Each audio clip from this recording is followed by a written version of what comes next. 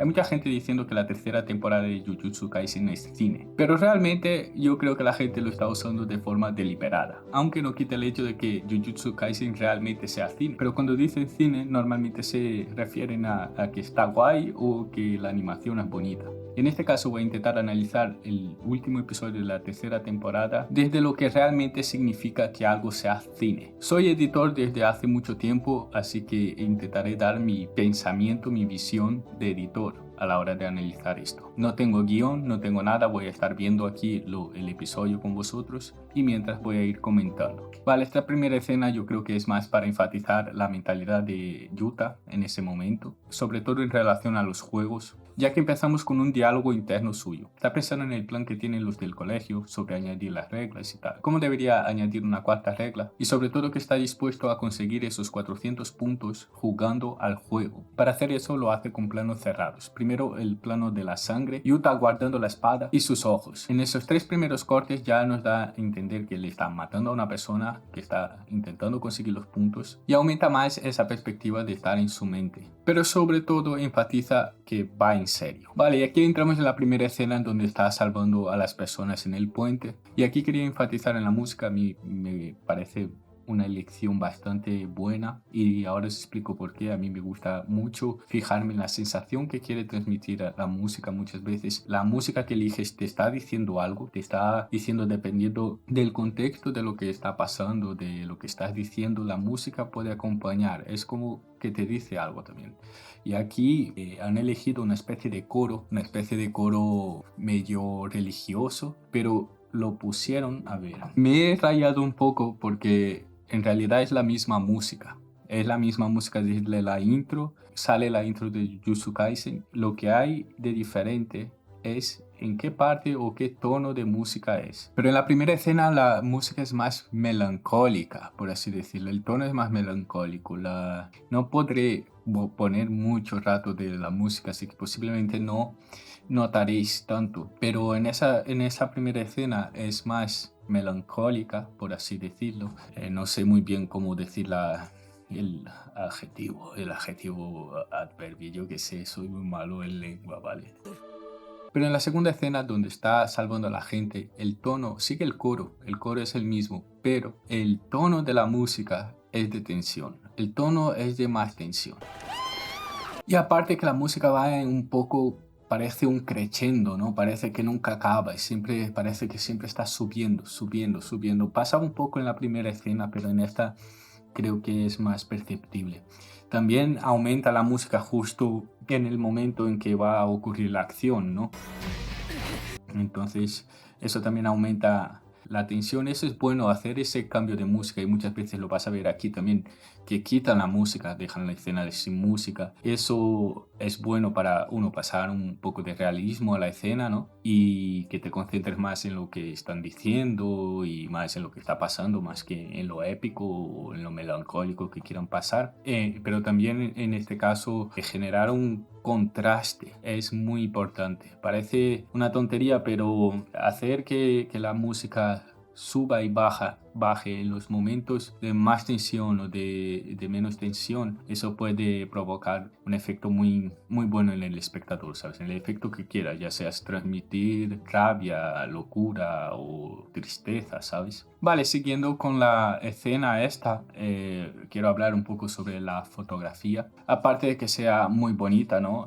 La fotografía es excelente, como están todos apartados a un lado, el túnel haciendo un marco, ¿no? Muy usado en los marcos en fotografía. Las personas apartadas a un lado, él caminando justo para el hueco donde no hay personas. Eso genera una buena fluidez, una buena compensación de imagen. Ya hablaré posiblemente de esto más adelante. Creo que hay una escena que hablaré y se entenderá mejor, lo de compensar la imagen. Pero sobre todo quiero enfocar en el uso de cámara fija, ¿vale? La Jujutsu Kaisen en el cine, todo el cine bueno de buenos directores van a saber mover la cámara cuando es necesario. ¿Eso qué quiere decir? Hay mucha gente que edita o que graba, no filmmakers sobre todo, y tienen la tendencia de querer poner movimiento, ¿no? Hay los Steadicams, ¿no? Las Steadicams, esas son muy populares a día de hoy y tienen su uso, pero saber cuándo usar plano fijo es algo muy poderoso. Muy poderoso. Hay hasta un director que hace broma que él siempre está moviendo la cámara sin sentido, el Michael Bay, pues es del meme, el del meme, ese mismo. Pero si por ejemplo ves a Spielberg, a Tarantino, que por cierto tengo un vídeo explicando todo esto que estoy hablando básicamente, pero analizando sus películas, su filmografía, ¿vale? Pues todos esos directores, ellos saben cuándo usar el movimiento de cámara y aquí vamos a ver un movimiento de cámara que vas a entender más o menos. Eso intentaré dar más ejemplos de esto. ¿Ves? Hasta este momento, hasta todo este momento estaba la cámara fija, porque no había necesidad de poner la cámara fija. Al tener la cámara fija se siente un poco más natural, se siente más o menos que estás ahí, ¿sabes? Con ellos. Y también hasta puede llegar a generar tensión, porque si no mueve la cámara solo ves un lado, ¿sabes? Solo ves un ángulo de lo que de lo que te quiere mostrar la serie, la película o lo que sea. Entonces, dependiendo del contexto se puede usar muy bien. Hay una escena en Funny Games que para mí es oro con esto. La cámara se mueve de una forma brutal para mí. Básicamente es una historia de dos psicópatas que entran en una casa de una familia y van manipulando a la persona de manera verbal al principio y luego ya empieza un poco más el gore, ¿no? Y vi que no tiene mucho gore esa película, apenas hay violencia. Pero es una película recomendadísima, tengo un vídeo analizando esa película y te pongo la escena aquí. Es una escena donde la mujer se va un momento a coger los huevos y al estar clavado la cámara ahí no ves como el asesino se acerca a ella. O sea, simplemente ella va y de repente el asesino aparece ahí. Te voy a poner ahí.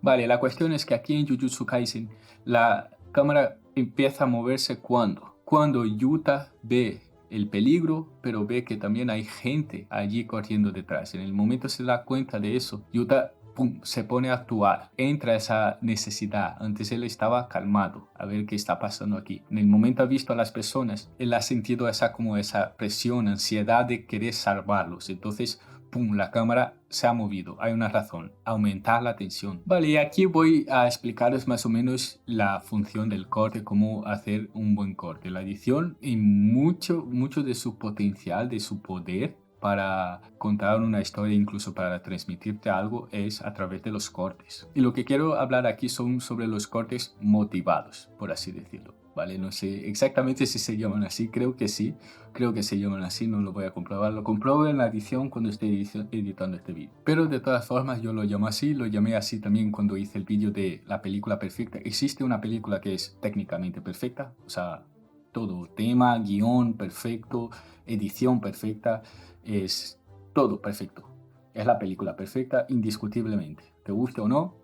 Es la película perfecta, es Regreso al Futuro. Hice un vídeo entero explicando esto de por qué es la película perfecta y en ese vídeo hablo sobre los cortes motivados. Voy a intentar pasar aquí sobre todo en la escena de acción y de lucha porque quiero que entiendas bien cómo vas a hacer o si vas a analizar, ¿sabes? Que entiendas cómo una escena de lucha es bien hecha y cómo no. Los cortes motivados básicamente se refiere a cortes que tienen un motivo de estar ahí. Por ejemplo, hay un concepto que he escuchado, no me acuerdo ahora quién era el que dio ese concepto. Básicamente ponía la imagen de un tío mirando con una cara sin expresión, básicamente. Luego ponía una foto de una comida y luego su cara otra vez. Básicamente lo preguntaba a la gente y la gente le decía que el tío pues tenía hambre. Pero entonces hizo lo mismo, puso la misma cara del tío, puso en medio, en vez de un plato de comida, puso una mujer sexy, por así decirlo, no me acuerdo ahora. Puso una mujer y luego puso su cara otra vez. Cuando fue a preguntar a la gente que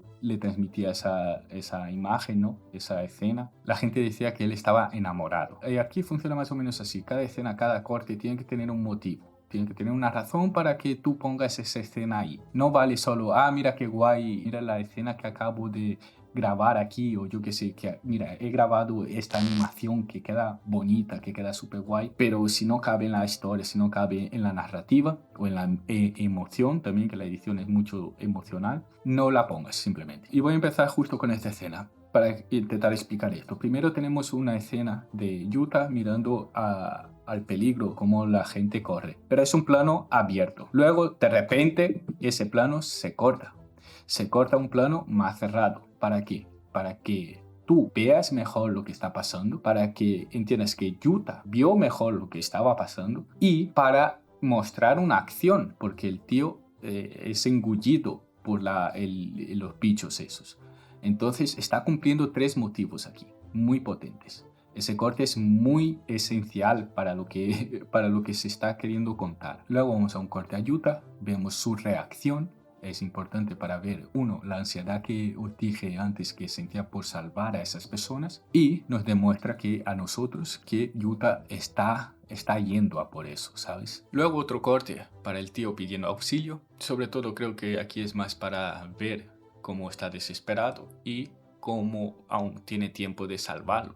Y de repente otro corte directo a Yuta a plena acción de moverse. Vale, luego otro corte para la acción. Corte para que entiendas que Yuta le ha cogido la mano. ¿Ves cómo más o menos todo eso tiene un sentido? Voy a hablar un poco más sobre esos cortes motivados a lo largo de lo que vaya analizando aquí del capítulo. Vale, he tenido que parar la grabación y hacerlo en otro día, así que seguimos. ¿Ves? Por aquí en esta primera escena que están peleando, que Yuta ve a la maldición esa allí parada. Vemos que aquí no se usa música, se deja sin música. Me imagino, yo supongo que es para mantener ese realismo en la pelea, para que sea más impactante también los golpes, para que se sienta más la pelea, más real. Vale, y si te fijas, la música empieza a sonar justo en el momento que la maldición le ataca con un ataque estilo esas piedras, ¿sabes? La típica película donde está el tío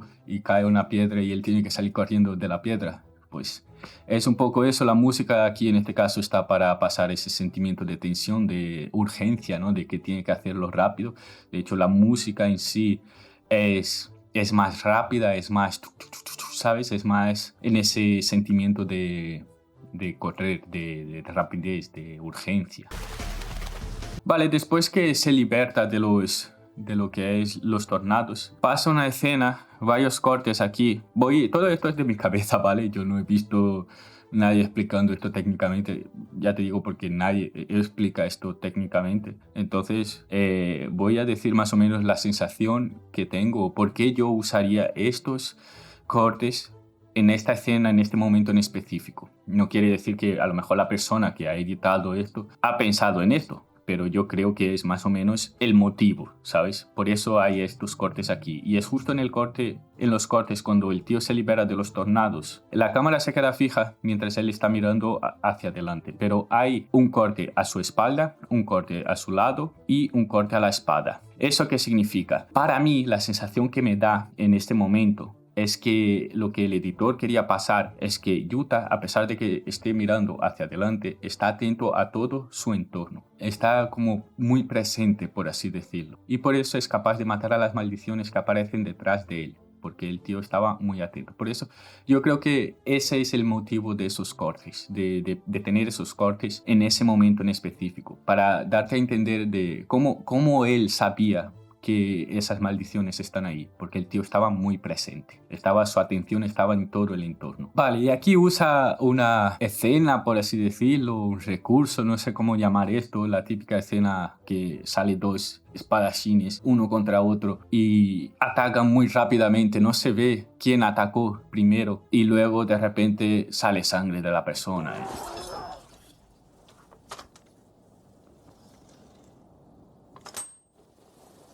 Hay una escena de Kurosawa, creo que es muy famosa. Seguramente este episodio esté haciendo referencia a esa escena, posiblemente, pero aquí hay una cosa que creo que subvierte un poco lo que es el uso de esa escena, porque muchas veces esa escena se usa para que el bueno gane, por así decirlo. Entonces se usa esa escena y se muestra como el villano es el que cae. Entonces, aquí pasa lo contrario. Tú esperas que Yuta le haya dado un golpe tan rápido y haya matado la maldición, pero de repente ves como quien ha sido atacado realmente ha sido Yuta. Entonces, rompe un poco la expectativa, me gusta esto. Vale, luego ya te lo enseñan cómo ha pasado el golpe, ¿vale? Para mí esto rompe un poco, la verdad, rompe un poco lo que te estabas proponiendo, porque si tu idea era hacer el... Sí, la idea es dar la sensación de que ha pasado rápido, ¿no? Pero si tu Tutorial de cómo aprender a respirar. idea es mantener ese golpe oculto, como que luego enseguida explicarlo me rompe un poco, pero entiendo perfectamente que lo hayan hecho, entiendo, no es algo que creo que rompa con la edición, simplemente pues ha pasado muchas cosas y él quiere enseñarte, ¿no? Aún así, si yo estuviera editando, posiblemente hubiera hecho esto diferente, o lo habría enseñado o no lo habría enseñado y ya está. O sea, o no habría hecho el corte rápido o lo habría enseñado básicamente. Pero bueno, esto no es algo que diga, pues ha hecho esto y entonces la edición es mala. No, simplemente es una cuestión de decisión del editor. Y puede ser hasta que el del director mismo haya dicho, no, esto necesita ser explicado porque en el manga está explicado. En el manga, si no me engaño, de hecho tengo el manga aquí. ¡Pum! Manga. Tengo el manga aquí, pero me acuerdo de esta escena, así que no me hace falta revisarlo. En el manga aparecen los bichos saliendo. Yuta se corta y al dejar espacio abierto aquí, ¿no? Desprotegido la barriga, es cuando la maldición le ataca. En el manga se explica, me imagino que pues como en el manga se explica, pues aquí también se tendría que explicar. Básicamente yo creo que por eso más o menos lo han puesto, ¿vale? Para mí no es necesario, no era necesario poner eso, pero lo entiendo. Vale, y justo antes de morder a la maldición, vemos cortes rápidos y de repente cámara fija. Para que veas también la cuestión del ritmo, del pacing, ¿no? Que ya hablaré de esto más tarde, pero en una escena de acción normalmente vas a tener cortes más rápidos, la edición va a ser más caótica, entre comillas. Entonces pasa los cortes rápidos y luego hay una escena, pues un corte parado. Y eso básicamente es para que entiendas que ya está, se acabó. O sea, ya no hay ese peligro, ya no hay esa tensión, ¿no? Justo antes de morderle hubo la tensión porque era que o hacía eso o se jodía, ¿sabes? O atacaba con energía inversa a la maldición o iba a morir. Él no quería atacar la maldición con energía inversa porque no quería que los demás alrededor supieran que él usaba ese tipo de energía. Pero cuando lo mata, pues ya no hay el peligro al menos de la maldición, de la cucaracha esta. Pero luego venimos con un corte con Uro apareciendo de repente. Esto en el manga ya aparece, es un cuadro solo, está muy guay, porque realmente aparece así de repente como hicieron, ¿no? Nada más que decir aquí, adelantando un poco más el episodio, porque si no se me va a hacer este vídeo inmensamente largo. Está guay que el anime está constantemente alterando el manga con una intención, ¿vale? Con un motivo, con el motivo de agregar información, sobre todo en la parte simbólica. Eso es muy importante de porque esto es cine, porque un manga a lo mejor no necesita tanto.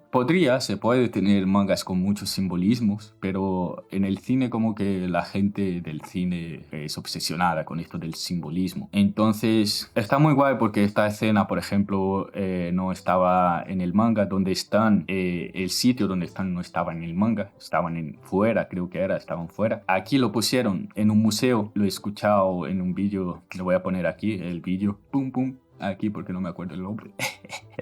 Perdona, no me acuerdo el nombre del canal. He visto en el vídeo que pusieron en el museo justamente para conectar el viejo y el antiguo, ¿sabes? El museo suele ser un lugar moderno donde guarda cosas antiguas. Entonces, que la Uro sea una hechicera antigua y que Yuta sea uno moderno, pues se refleja un poco en el lugar, ¿no? En el museo. El museo está reflejando esas dos épocas, por así decirlo. Pero no solo eso, también yo creo que refleja es la mentalidad, no solo físicamente. Físicamente son lejanos, ¿sabes? Físicamente, temporalmente son lejanos uno del otro, pero también la mentalidad. ¿sabes? Como la mentalidad vieja de Uro, la mentalidad antigua y la mentalidad moderna de Yuta. Y eso se refuerza también en los cortes, ¿vale? Ese tipo de corte que va pasando cuando un personaje está hablando, están caminando en un pasillo o algo, en lados diferentes. Esto lo vamos a ver un poquito más adelante, solo un poquito en una parte de acción. Están en un lado diferente, hablando sobre todo, compartiendo su mentalidad o su tal. Y la cámara se va moviendo y va cortando entre uno y el otro. Es justamente para enfatizar que hay esa diferencia, que hay como un choque en esa mentalidad, en lo que se están diciendo. Lo mismo pasaba con Toji Fushiguro y Geto cuando estaban peleando, cuando mata a Riko y Geto ataca a Toji, estaban caminando. Y mientras hablan hay el mismo corte, ¿sabes? Ese tipo de corte para enfatizar como esa diferencia de mentalidad. Otra cosa que refuerza esto y que vi en el vídeo también son los cuadros. Los cuadros de Uro son cuadros ligados más a lo macabro, al gore, por así decirlo, hay calaveras y tal, y el de Yuta pues más a la vida, ¿no? Entonces también refleja ese cambio de mentalidad, ¿sabes? Esa diferencia que tiene, ¿vale? Aquí no tiene más hasta que empiezan a pelear otra vez. Está guay como presenta el cañonazo de ¿cómo se llamaba, tío? No me acuerdo cómo se llamaba, ¿vale? Manga, está para ayudarme. Ishigori, pues se llama Ishigori el tío. Vale, lo que quiero decir es que como lo presenta, ¿no? El tío aparece de la nada en la lucha con el cañonazo, entonces no te enseñan su cara, no te enseñan nada, solo enseñan cómo hace el disparo. Es más o menos también para que estés en la piel de Yuta y de Uro, ¿sabes? Que de repente pues viene un cañonazo que tú no lo has visto. A nosotros nos enseña cómo ha sido ese cañonazo, ¿no? Simplemente por cuestión de que sea entendible la lucha, que eso es muy importante. Para el espectador la lucha tiene que ser entendible. No vale poner los típicos, a ver, vale, hasta vale. A mí me vale verga. No voy a poner el ejemplo de Dragon Ball porque me van a machacar. Pero, por ejemplo, Dragon Ball hay muchas veces que... No voy a poner el ejemplo y estoy poniendo el ejemplo. Dragon Ball hay muchas veces que... No estoy diciendo que las luchas de Dragon Ball no sean legibles, pero hay momentos que, por ejemplo, están peleando muy rápido y no se ve... Solo se ve, ¿sabes?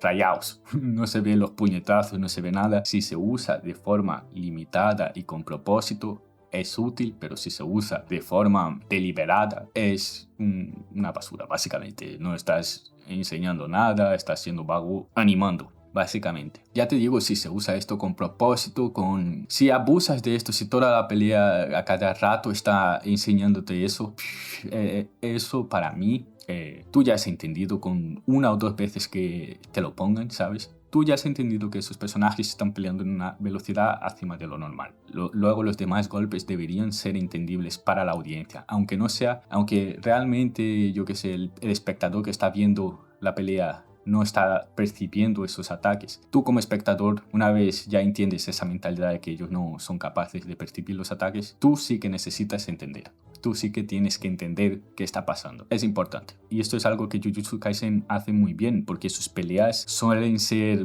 más estratégicas, ¿vale? No es tanto fuerza, sino estrategia, ¿no? De cómo voy a solucionar el problema que tengo aquí, más que tal. Entonces aquí es encima mucho más importante tener esa comprensión en los ataques, cosa que voy a hablar más adelante cuando Yuta lanza el ataque para arriba y le ataca a Ishigori. Aquí me encanta cómo viene Yuta a atacar a Ishigori. Tío está ahí reflexionando sobre Yuta, ¿no? Sobre no me decepciones y tal. El tío aparece, ¡pum!, de repente y empieza a atacar. A mí me gusta, me parece, no sé, no me acuerdo cómo fue en el manga. Voy a buscar esta escena en el manga. Vale, pues sí, aquí en el manga Yuta no aparece tan de la nada, vamos a ver cómo aparece. Vale, en el manga Yuta no aparece de la nada, de hecho se ve como Yuta sube al edificio donde está Ishigori. Mira, no sé si se va a enfocar, pero a ver, aquí está.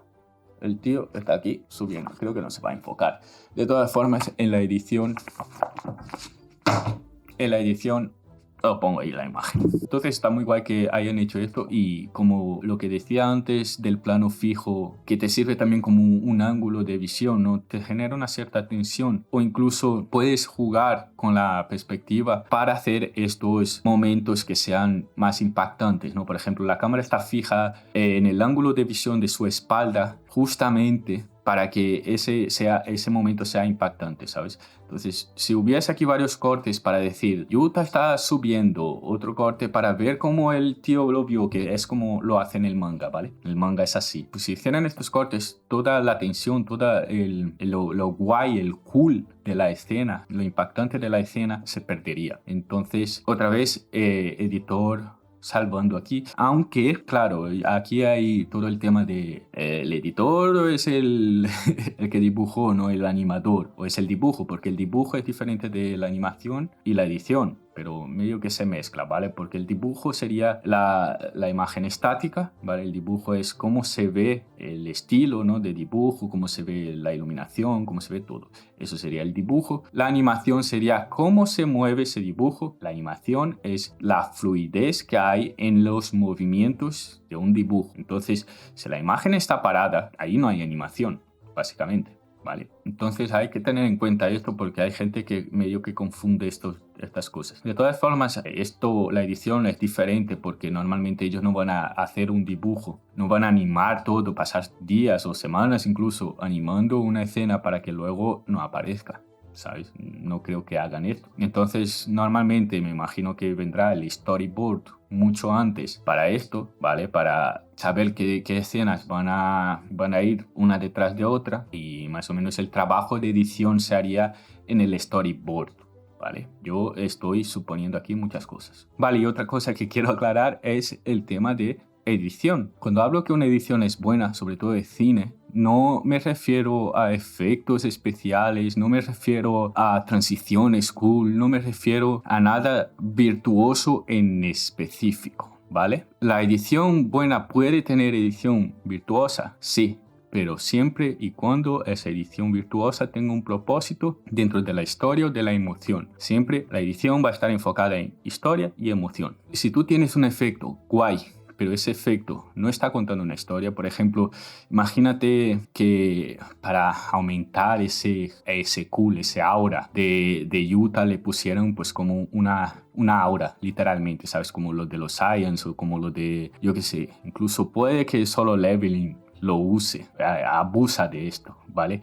El fueguito en el ojo, todo eso está guay, está cool, pero es una edición mediocre. ¿Entiendes? Porque no está contando nada, no está simplemente usando un recurso para dar ese aura, es como un cheat en la edición, ¿sabes? Que no, para mí eso no es una buena edición. Se puede hacer el aura del personaje de otra forma, como lo hace aquí en Jujutsu Kaisen. No necesita fueguitos en los ojos, no necesita ese aura de Jinwoo, porque entiende esto no agrega nada a ese aura. En la parte de historia, en la parte de emoción a lo mejor puede ser, pero para mí es vacío, para mí es un poco vacío. Esa emoción tiene que estar correlacionada con la historia, ¿sabes? Para mí no puede poner un recurso como esa aura para amplificar la emoción, pero que en la historia no tenga sentido, ¿entiendes? Por eso para mí descuadra, por eso creo que no tiene sentido que Jinwoo tenga ese aura. Vale, y a lo que me refiero con edición buena es justamente eso, que todo lo que se muestra en pantalla, todo lo que el espectador ve y escucha también tiene que tener esa correlación. Si veis mis ediciones, sobre todo en análisis de personajes, análisis psicológico que hago, mi edición es muy simple. Es muy simple. Si tú eres un editor y ves mi edición, verás que no hay nada muy complicado ahí, pero es muy teórica. Cada escena, cada clip que pongo, cada cosa que sale en pantalla está ahí por un motivo. no suelo desviarme de esa mentalidad. Entonces, más o menos es la mentalidad que tienen los editores, sobre todo en cine y en animación como esto. Van a tener la mentalidad de contar una historia y de que todo sea importante. Todo lo que se muestre en pantalla sea importante, ya sea para la emoción, para dar contexto, para contar la historia mejor, para que se entienda bien lo que está pasando. Entonces, todo eso el editor siempre lo tiene en la cabeza, ¿no? Cómo está viendo, cómo está percibiendo esto el público, sobre todo. Vale, quiero hablar aquí un poco de fotografía, ¿vale? Aquí, por ejemplo, está Yuta en un costado y está Ishigori en el otro. Y la cámara se va moviendo en un pan, ¿no? Se llama pan ese movimiento de cámara. La cámara se va moviendo mientras Ishigori está hablando, para enseñar un poco esa distancia también que tiene, separación de mentalidad. Y aquí en la fotografía, ¿vale? Que también la fotografía habla, ¿vale? No es solo la edición, no es solo la música. La fotografía te está poniendo un bloque ahí rojo en medio de los dos justamente para hacer esa separación. Y también para que la imagen se vea más fluida. Si ese bloque no estuviera ahí, la composición de la imagen estaría vacía. Aquí habría un hueco vacío que tu ojo tu cerebro intentaría rellenar, o que siente incómodo porque no está rellenado, ¿vale? Entonces el uso de espacio vacío en fotografía se usa bastante, pero siempre con un propósito, obviamente todo con un propósito. Y en este caso decidieron poner eso ahí. Me imagino que aparte de hacer esa compensación en la composición de la fotografía, también para hacer esa división entre ellos dos, que no sé si esto en el manga está, esa división. Me parece recordar que no, pero voy a comprobar aquí. Pero mira, sí que está, los contenedores esos sí que están. Lo que pasa es que aquí en el manga, por ejemplo, aparece en 2 cuadros y no usan la misma composición. Entonces aquí pues lo adaptaron, usaron ese contenedor que estaba ahí como composición de su imagen. Vale, si te fijas aquí la cámara solo se mueve, a ver si estoy diciendo tonterías. Vale, si te fijas aquí la cámara solo se mueve mientras está hablando Ishigori. Lo que yo interpreto en este momento, en este montaje, por qué la cámara se está moviendo y no está fija mientras habla Ishigori, es que justamente estamos entrando en su mentalidad, en por qué hace las cosas que hace, ¿no? Entonces la cámara como que está dando ese énfasis. Sobre todo lo vemos ahora cuando cortan a un plano centrado de Ishigori, y vemos cómo usan el efecto de Dolly Zoom, ¿vale? Ese efecto es hiper utilizado en las películas, y Chainsaw Man también lo usó en algunos momentos. Si no me engaño, se inventó en la película de Vértigo y se popularizó por Spielberg, la de los tiburones, la película, la 1. Y normalmente se usa para enfatizar la tensión, la ansiedad y sobre todo ese estado delírico de la persona. En Vértigo, por ejemplo, vemos cómo se usa ese efecto para pasar la sensación de ansiedad de la persona que tiene vértigo, para pasar ese miedo, para pasar esa paranoia que tiene en la cabeza. Y en la película de Tiburón, por ejemplo, es cuando se entera que hay un tiburón. El salvavidas escucha un grito, se entera que hay un tiburón, y entonces pues le viene toda la ansiedad, toda la presión, ¿sabes? Y aquí lo usan pues más o menos para dar ese enfoque en la mentalidad medio perturbada que tiene Ishigori sobre lo del postre, sobre que ha probado muchas luchas, ¿no? Mucha comida, por así decirlo, pero le falta el postre, le falta ese último sabor de boca. Es un poco delírico, es un poco paranoico suyo. Entonces yo creo que pega bien. Sobre todo vemos amplificado esto en un corte que hacen en su ojo, ¿no? En su cara, en su plano más cerrado de la cara, y vemos como la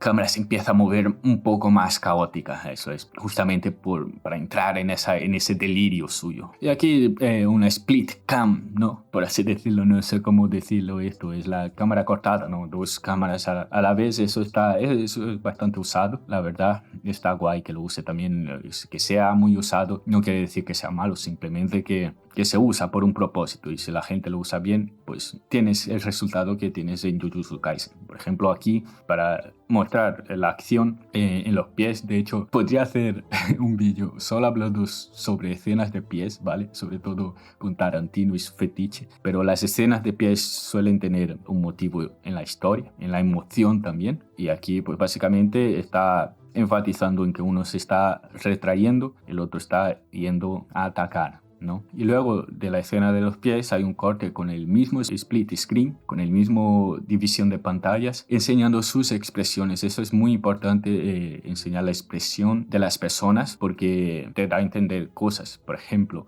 aquí Yuta está yendo a tope, su expresión es decisiva, es voy a atacarle, ¿no? Pero la de Ishigori es una expresión sagaz, ¿sabes? Como que está controlando la situación. Entonces, cuando ves la escena de los pies, que tú puedes entender que a lo mejor Ishigori está huyendo, ¿sabes? Está con miedo. Pero cuando tienes el corte en su cara, ves que posiblemente lo que está haciendo hace parte de su plan. Entonces, ves, hay una importancia ahí de enseñar la expresión de la persona cuando están realizando una acción o cuando están escuchando algo o diciendo algo. Vale, aquí es lo que te decía antes, ¿vale? Sobre cómo pasar sentimiento de velocidad, cómo hacer que sea entendible la situación. A veces, irónicamente, que pongas una cámara lenta da sentido de velocidad.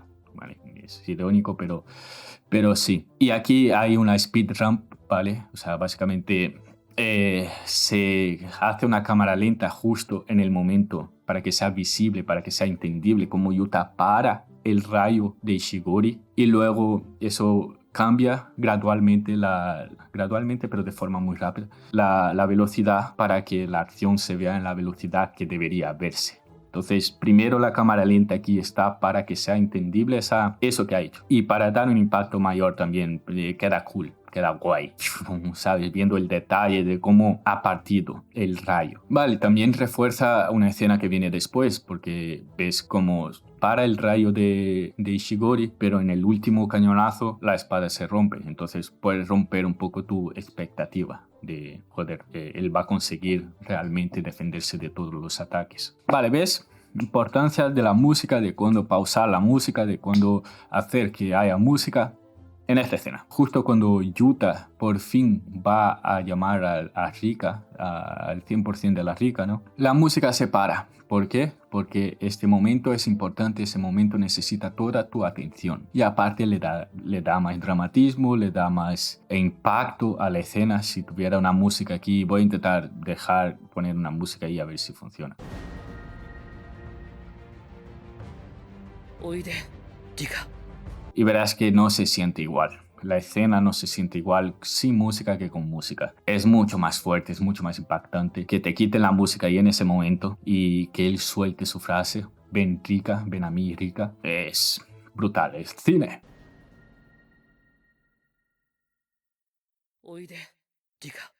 Y cuando aparece, vuelve la música de antes del principio, la música de coros. Esta música de coro podría ser interpretada como que es el Salvador, porque es al final un coro, parece de un monasterio, ¿no? De algo religioso. Pero algo en el tono de esta música me da a entender que no es un Salvador totalmente benévolo. Aunque Yuta es bastante benévolo, pero no sé por qué me pasa una sensación de que va a pasar algo malo. Tal vez sea poniendo en la perspectiva de los villanos, ¿no? Ellos ver a Yuta así lo ven como un peligro, como una amenaza muy imponente. Para nosotros es el salvador, pero para los enemigos es como ese villano, ¿no? Esa amenaza, no sería un villano, sino esa amenaza. Volviendo, si os fijáis en las escenas de lucha, vais a ver, si os fijáis corte por corte, vais a entender la pelea perfectamente. Todo lo que pasa, cada ataque, cada golpe, cada estrategia que usa, como por ejemplo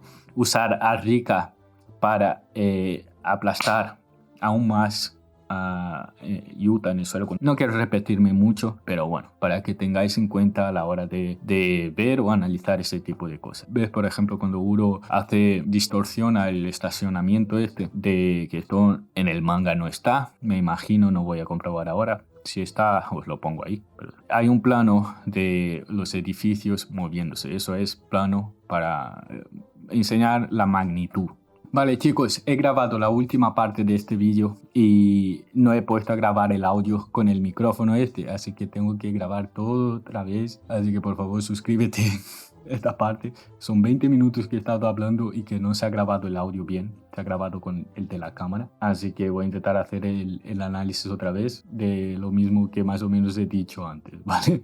Suscríbete, por favor, por el esfuerzo, porque esto ha sido muy doloroso para mí ahora mismo. Vale, pero la cosa es que la escena esta está para enseñar la magnitud, ¿no? En escenas de explosiones normalmente suele poner un plano más cerrado, ¿no? De la explosión y luego un plano más abierto para ver la potencia de esa magnitud. Lo podemos ver también en la película de RC de Chainsaw Man. Hay una escena así para mostrar básicamente la potencia de la explosión de RC, ¿no? Básicamente. Vale, aquí en la parte de que Uro acaba de hacer su poder ahí súper poderoso, que tal, pasa una cosa un error que Kimetsu no Yaiba hizo, básicamente. Aquí los fans de Kimetsu no Yaiba me van a matar. Pues básicamente en la película de Kimetsu no Yaiba quisieron poner pues flashbacks, ¿no? De los villanos para pasar un poco su historia y para que te conectes un poco con el personaje. En la película de Kimetsu no Yaiba para mí fue una ruptura de ritmo, ¿vale? Para mí rompió totalmente el ritmo. Estaba en el cine, casi me duermo. También estaba cansado, ¿vale? Cuando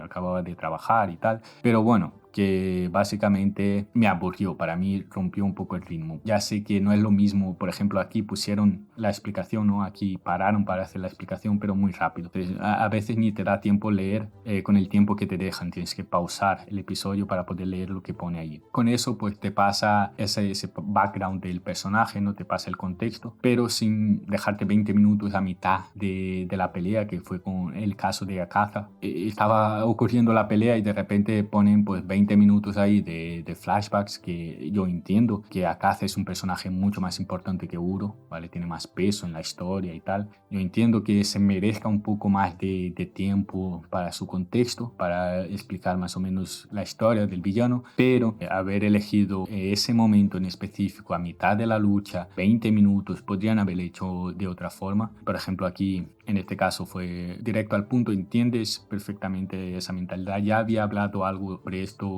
en el museo, ¿ves? Ha ido repartiendo la información, entonces eso está guay porque no necesitas explicar de una, ¿sabes? El background del personaje lo puedes hacer a trozos también. En este caso creo que ha quedado bien, no ha roto el ritmo de la lucha, lo más importante, escena de la película, ¿no? En este caso del episodio. Y aquí empieza el dominio, la expansión del dominio. Aquí no tengo mucho que decir, la verdad, simplemente que es muy épico. Aquí también se ve cómo cambia la animación, ¿no? La animación cambia bastante. Entonces eso está guay porque es el momento más épico, ¿no? Que un hechicero haga esto, la expansión del dominio. Suele ser el momento más épico, entonces tiene un sentido que la animación haya sido cambiada, que hasta los colores, que haya más colores, ¿no? Eso todo refuerza esto. Igual la división, otra vez tenemos la división de la pantalla, ¿no? Aquí también tiene un sentido porque al final los tres están haciendo la expansión de dominio al mismo tiempo, entonces pues tiene sentido. Se puede hacer de otra forma, se podría hacer pues cortando, ¿no? Haciendo cortes, pum, pum, pum, enseñando cada uno haciendo el movimiento, pero yo creo que así queda mejor y no sé, no hay mucho más que decir. Sí que he notado algo que no sé explicar, no sé por qué lo hicieron y pusieron esto en este momento, así que os pediré vuestra ayuda si vosotros sabéis, si vosotros habéis pillado esto. Yo creo que tiene que haber un motivo. Para mí el motivo de esto, que es, lo voy a decir ya, es las barras negras, ¿vale? En el momento están expandiendo el dominio, pues en ese momento aparecen las barras negras, ¿vale? Yo me imagino que es para dar algo más de cinematografía, ¿no? De hacerlo más cinemático, por decirlo de alguna manera. Cinemático es un término muy, muy vago, pero sí, para aumentar un poco la epicidad, epicidad de la escena. No lo sé, si tú tienes una explicación mejor o más detallada de por qué podrían hacer esto, por qué han puesto las barras negras justo en ese momento, tal vez sea para enfatizar el cambio de animación, no lo sé, te leo en los comentarios. Vale, y aquí hay una escena corte para que veas la importancia de cómo te dice los cortes, que algo, ¿sabes? Te dice algo sobre la historia, sobre el personaje, lo que sea. Hay un corte que creo que ha pasado más veces, pero aquí se hace más énfasis a ese corte, que es Ishikori arreglando su pelo. Ese corte no nos dice nada en específico, no nos dice explícitamente nada. Nos está diciendo cosas sin decirnos. Por ejemplo, que él necesita tener el pelo arreglado en esa forma de cañón para poder usar su técnica. No nos lo dice explícitamente, pero el hecho de tener ese corte ahí, de ver cómo él se preocupa en arreglar el corte de pelo, entonces nos da a entender eso, que él necesita el pelo que esté en esa forma. Y entonces aparece escenas de postres intercalándose con ellos, hablando y luchando, ¿vale? Eso es otra escena simbolizando la obsesión que tiene Ishigori, ¿no? Como que se encontró con ese postre por fin. Incluso vemos que hay varios postres, ¿no? Que Yuta no sería solo un postre, sería... Yuta le ha entregado varios postres. Esa es otra explicación que vi en el vídeo este que os comenté antes. Vale, y aquí pues os lo traigo para que se entienda también esto, ¿no? Que está simbolizando esto. Vale, entonces ocurre lo del Kamehameha, el choque de los Kamehamehas o de las varitas mágicas. ¡Eso me dijo ella! Qué mal ha sonado eso. De Harry Potter, de la magia de Harry Potter, si lo prefieres. Y empieza a tocar la música de la intro. Vale, aquí está muy guay porque usan la música de la intro para aumentar esa epicidad. Voy a hablar mucho de ese término. La epicidad de la escena, de la más épica, ¿no? Porque ellos han venido acostumbrándote con esa intro, ¿vale? A lo largo de todos los episodios, pues ha habido la intro esta, tú te has acostumbrado, te ha gustado, le has cogido cariño. Entonces ya tienes una relación emocional con esta música. Si te fijas, en este episodio no hay la intro. Hay la logo, aparece la logo ahí de Jujutsu Kaisen, pero no la intro con la música y tal que todos hemos visto. Y eso para mí es justamente para aumentar la potencia, el impacto de esta escena, de cuando aparece la música, porque no es lo mismo que tú escuches la música al principio y luego la vuelvas a escuchar, que no la hayas escuchado y de repente aparece la música, ¿sabes? Entonces aumenta ese impacto, como la música no se queda repetitiva, ya la he escuchado en la intro, no, ¡pum! Te la ponen aquí y la escena parece más épica, justamente porque te has acostumbrado a esa música y que haya intro, medio que faltaba, ¿sabes? Como algo faltaba ahí en ese capítulo, pues faltaba la intro. Vale, aquí vuelve la escena de los postres, está guay que te enseña cómo se está consumiendo el postre, ¿no? Entonces básicamente te está diciendo que Ishigori está saciando esa hambre, ¿no? Que tenía de encontrar a un oponente tan poderoso. Y eso que Ishigori lo ve a Yuta como no solo como un postre, ¿no? Sino como una mesa llena de postres que le ha dado más de lo que él esperaba. Entonces, básicamente simboliza eso. Vale, cuando Yuta desvía el ataque, aquí es lo que te decía antes de que las luchas en Jujutsu Kaisen suelen ser más estratégicas, se suelen solucionar más desde la parte estratégica. Eso me gusta, vale, para mí está muy bien ese aspecto de Jujutsu Kaisen, me gusta bastante. Vale, entonces el episodio termina con Uro hablando sobre Sukuna, lo que suponemos que es Sukuna, porque, bueno, habla sobre un hechicero que tuvo un poder inmenso, que se convirtió casi en una divinidad, y que ese poder pues le consumió. Y aparece escenas de Sukuna, aparece escenas de otras personas en diferentes colonias haciendo otras cosas en diferentes partes. Todo eso para mí es, como es final de temporada, también es una forma de mantener el hype, ¿sabes? De hacer que tú quieras ver lo que está pasando, lo que va a pasar o que está pasando en las otras colonias, claro. Vemos a Maki derrotando a maldiciones, vemos a Kenjaku, entonces eso pues, te deja mantenido en el hype, ¿no? Por así decirlo. Bueno, esta es la primera vez que hago este tipo de análisis. Me gustaría saber si os gusta este tipo de análisis, si he explicado bien, porque sobre todo no tengo guión, no tengo nada, simplemente he puesto el capítulo aquí y he ido explicando lo que se me ocurría. Me gustaría mucho saber vuestra opinión. Y aparte tengo vídeos aquí hablando sobre Toji y sobre Geto. Gracias y nos vemos en el próximo vídeo.